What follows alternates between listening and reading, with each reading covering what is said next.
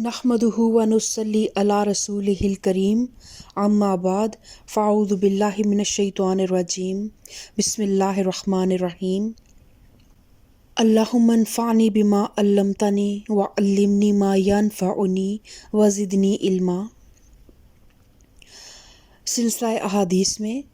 जिस टॉपिक का मैंने इंतखाब किया है उसका उन्वान है अल-किज़्ब यानी झूठ। और इस्तिलाह में झूठ एक खिलाफ वाक़या बात को कहा जाता है, यानी या अपनी ज़ुबान या अमल से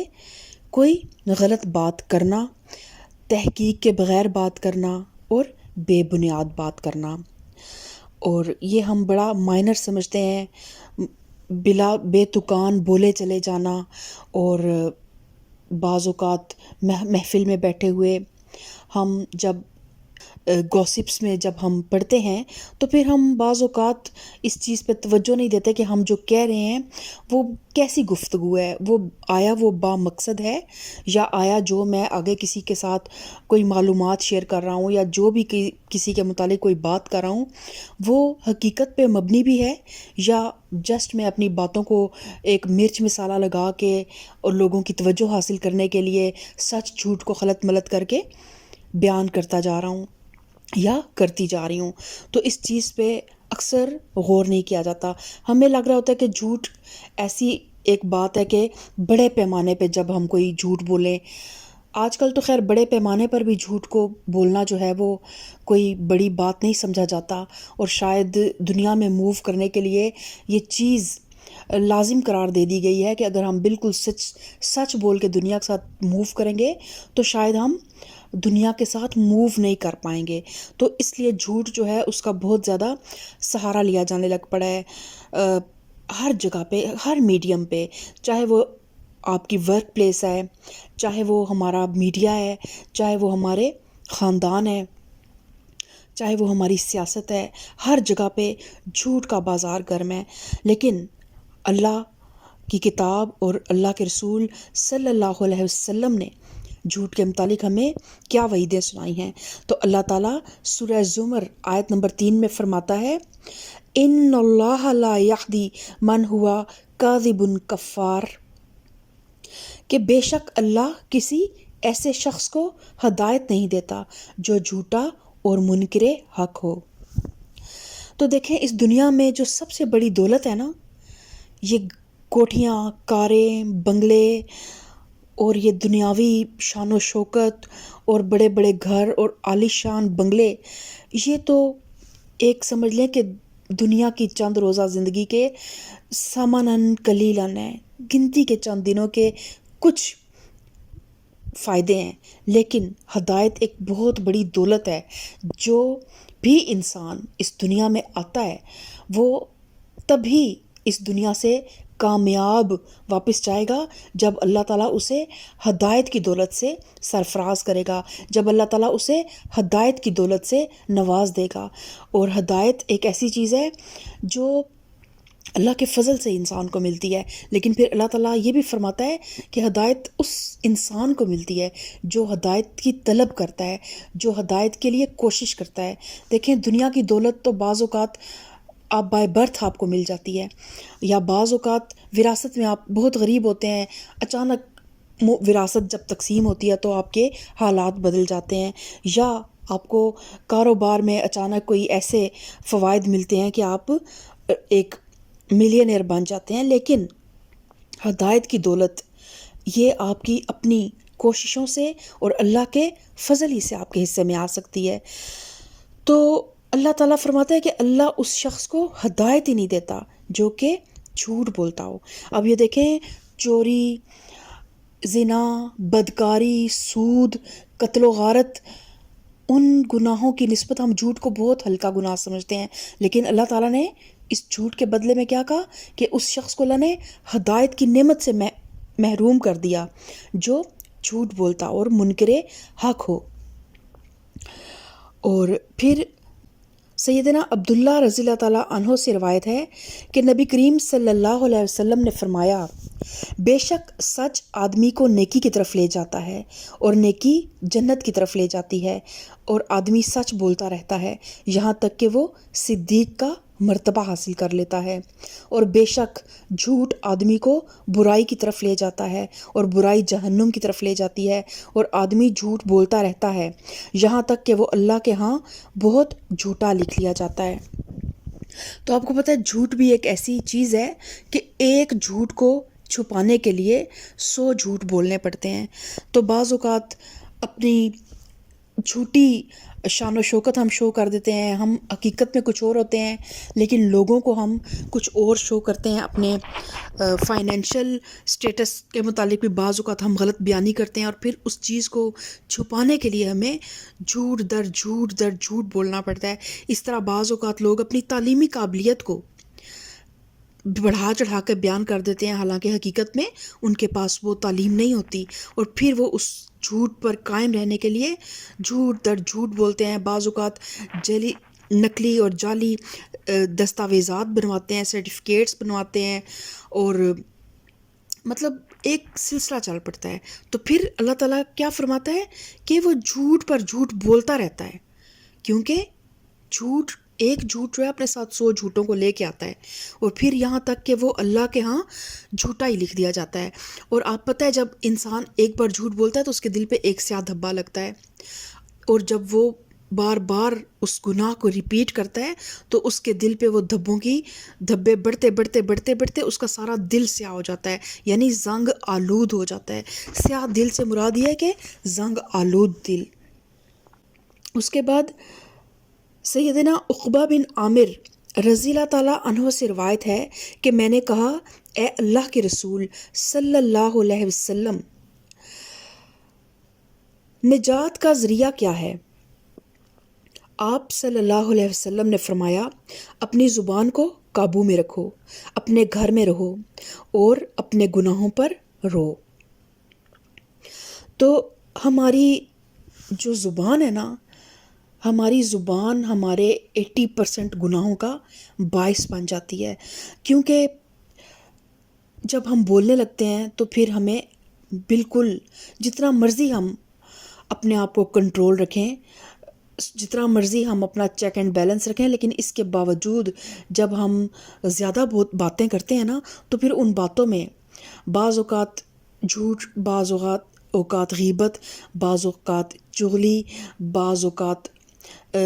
بے معنی باتیں، بعض اوقات فحش گوئی شامل ہو جاتی ہے۔ تو پھر ہماری زبان جو ہے نا وہ ہمارے سارے اعمال کو ضائع کر دیتی ہے۔ اسی لیے ایک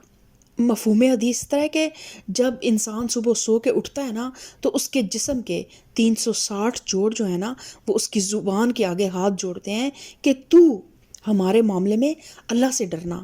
کہ ہم آزاد سے تو نماز بھی پڑھتے ہیں، ہم آزاد سے انفاق فی سبیل اللہ بھی کرتے ہیں، ہم اپنے معدے کو بھوکا رکھتے ہیں، روزہ رکھتے ہیں، کتنی عبادات ہیں جو ہم فزیکلی کرتے ہیں، لیکن ہماری زبان جو ہے وہ ہمارے ان تمام اعمال کو برباد کر دیتی ہے۔ تو پھر آپ صلی اللہ علیہ وسلم نے اس کا حل کیا بتایا کہ اپنی زبان کو قابو میں رکھو، جتنا کم بولیں گے اتنا آپ جھوٹ سے اور زبان کے دیگر گناہوں سے بچ جائیں گے۔ اور اس طرح ایک اور حدیث کا مفہوم یہ بھی ہے نا کہ جو خاموش رہا اس نے نجات پا لی، کہ خاموشی میں ویسے بھی نا ایک سکون بھی ہے، اور ایک آپ بہت سے فتنوں سے بچ جاتے ہیں۔ بہت سے لوگ بعض اوقات آپ بڑی اچھی باتیں کر رہے ہوتے ہیں، آپ بڑی جو ہے وہ لاجیکل باتیں کر رہے ہوتے ہیں، لیکن کچھ لوگ آپ کے علم، آپ کے فہم سے جیلس ہو کے بعض اوقات، یا جب آپ کی باتیں ان کے مفادات سے ٹکراتی ہیں سم ٹائمز، تو وہ آپ کے خلاف ایک محاذ کھڑا کر لیتے ہیں اور صف آرا ہو جاتے ہیں آپ کے خلاف۔ تو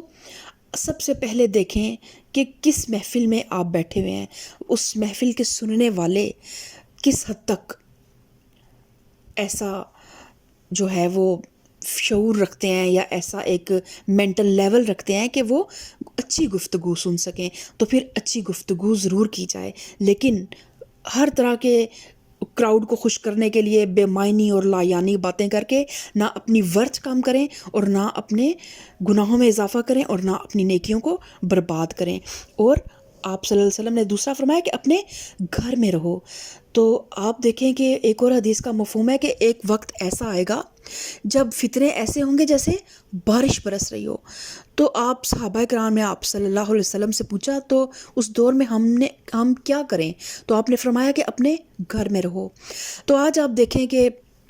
وہ دور آ چکا ہے۔ آپ گھروں کے اندر بھی بعض اوقات محفوظ نہیں ہوتے، کہ اگر آپ گھر کی چار دیواری کے اندر بھی ہیں لیکن آپ کے ہاتھ میں یہ جو موبائل آ چکا ہے اور یہ جو انٹرنیٹ کنیکشن آ چکے ہیں، ان کی وجہ سے ہر فتنہ آپ کے گھر کے اندر آ چکا ہے، لیکن پھر بھی اپنی ذات کو آپ خود کنٹرول کر سکتے ہیں، اپنے بچوں کو آپ خود کنٹرول کر سکتے ہیں۔ لیکن جب آپ باہر کی دنیا میں خود نکلتے ہیں یا اپنے بچوں کو بھیجتے ہیں تو پھر باہر ہر طرح کے شیاطین جن و انس موجود ہیں۔ تو کوشش کریں کہ بلا وجہ بازاروں میں گھومنے سے، مالز میں گھومنے سے پرہیز کریں۔ ونس ان اے وائل، کبھی زندگی میں انسان کو، مومن کو اللہ تعالیٰ نے منع نہیں فرمایا، ضرورت کے تحت یا کبھی ونس ان اے وائل اسے بھی حق ہے، اگر وہ کسی موقع پہ کسی اچھی جگہ پہ جانا چاہتا ہے وہ جائے، اپنے خاندان کے ساتھ، اپنے محرم رشتہ داروں کے ساتھ جائے، کھائے پیے۔ لیکن ہر وقت اپنی زندگی کا مقصد ہی صرف سڑکوں پہ پھرنا، مالز میں گھومنا، شاپنگ کرنا اور غیر محرموں کے ساتھ آپ کا ایک فل ہر وقت کا انٹریکشن، یہ چیزیں جو ہیں یہ فتنوں کا باعث بنتی ہیں۔ اور پھر اپنے گناہوں پر رو، کہ اللہ تعالیٰ کو سب سے جو قیمتی قطرہ ہے نا اللہ کے نزدیک، وہ آنسو کا وہ قطرہ ہے جو انسان اپنے گناہوں پہ ندامت کے باعث اس کی آنکھوں سے جو آنسو گرتے ہیں نا، وہ رب کریم کے نزدیک بڑے قیمتی موتی ہیں۔ وہ شاعر مشرق علامہ اقبال کیا فرماتے ہیں کہ موتی سمجھ کے شان کریمی نے چن لیے قطرے جو تھے میرے عرق انفعال کے، کہ میرے ماتھے پہ جو ایک پسینہ آ گیا میری ندامت کا، میرے رب نے اس پسینے کو موتی سمجھ کے چن لیا۔ تو اپنے گناہوں پہ روئیں، اور حقیقت یہ ہے کہ ہمیں معلوم نہیں ہوتا، ہم پورے دن میں نہ جانے کتنے گناہ کر جاتے ہیں اور ہمیں اس کا احساس تک نہیں ہوتا۔ اور پھر ایک اور حدیث میں ہے، عن ابی ہریرہ عن النبی قال آیۃ المنافق ثلاث اذا حدث کذب واذا وعد اخلف واذا اؤتمن خان، رواہ البخاری کتاب الایمان۔ سیدنا ابو ہریرہ رضی اللہ تعالیٰ عنہ سے روایت ہے کہ نبی کریم صلی اللہ علیہ وسلم نے فرمایا، منافق کی علامتیں تین ہیں: جب بات کرے تو جھوٹ بولے، جب وعدہ کرے تو اس کے خلاف کرے، اور جب اس کو امین بنایا جائے تو خیانت کرے، یعنی جب کوئی امانت اس کے پاس رکھوائی جائے تو وہ اس میں خیانت کرے۔ اور ایک اور روایت میں ایسا ہے کہ جب وہ جھگڑا کرتا ہے تو بد زبانی کرتا ہے اور گالی گلوچ کرتا ہے۔ تو اب دیکھیں کہ ہمارے نزدیک ایک منافق کا جب ہمارے ذہن میں آتا ہے تو ہمیں لگتا ہے کہ منافق تو صرف اس مدنی دور میں پائے جاتے تھے، نبی کریم صلی اللہ علیہ وآلہ وسلم کے ارد گرد جو یہود تھے بس وہی منافق تھے۔ لیکن نہیں، منافق آج بھی پائے جاتے ہیں۔ ہر وہ مسلمان جس کے گھر میں کتاب تو ہے، کتاب اللہ تو ہے، لیکن اس نے کبھی اس کو پڑھا نہیں، کبھی اس پہ عمل نہیں کیا، کبھی اس کا مفہوم سمجھنے کی کوشش نہیں کی، کبھی اس کے احکامات کو اپنے عمل میں لانے کی کوشش نہیں کی، تو وہ جسٹ ایک اہل کتاب ہے۔ اور ایسے ہی لوگ ہوتے ہیں جن کے منافقت بیسیکلی کیا ہے؟ منافقت ایمان کی ضد ہے۔ جس انسان میں ایمان نہیں ہوگا نا اس میں منافقت ہوگی۔ تو ایمان کیسے ملے گا ہمیں؟ صرف لا الہ الا اللہ پڑھ لینا زبان سے ایمان نہیں ہے، یہ تو اسلام ہے نا۔ ایمان تو یہ ہے کہ ہمارا دل ہر وقت ایک اٹینٹیو پوزیشن میں ہو، ہر وقت اس کو اللہ تعالیٰ کے ساتھ اس کا ایک کنیکشن ہو۔ ریچولز جو ہیں، نماز پڑھ لینا، روزہ رکھ لینا، حج کر لینا، انفاق فی سبیل اللہ کر لینا، یہ چیزیں بھی بے شک اللہ تعالیٰ کی توفیق سے ہی انسان کرتا ہے، لیکن ان چیزوں کے ساتھ آپ کے دل میں جب ایمان ہوگا تبھی آپ کے اللہ کے بندوں کے ساتھ معاملات ٹھیک ہوں گے۔ خالی عبادات جو ہے نا وہ ایمان کی علامت نہیں ہے، عبادات کے ساتھ معاملات، حقوق اللہ کے ساتھ حقوق العباد۔ اور یہ دیکھیں جو 3 باتیں بتائی گئی ہیں منافق کی، وہ حقوق العباد سے ریلیٹڈ ہیں۔ جب بات کرے تو جھوٹ بولے، یعنی اللہ کے بندوں کے ساتھ جھوٹ بولتا ہے اور غلط بیانی کرتا ہے، اللہ کے لوگوں کے ساتھ ان کو دھوکے میں رکھتا ہے، اور جب وعدہ کرے تو اس کے خلاف کر دے۔ وعدہ بھی ہم اللہ کے لوگوں سے کرتے ہیں تو پھر اللہ کے بندوں کو نقصان پہنچاتے ہیں اس طرح کر کے، اور جب اس کے اللہ کے بندے اس کے پاس کوئی امانت رکھتے ہیں تو وہ ان میں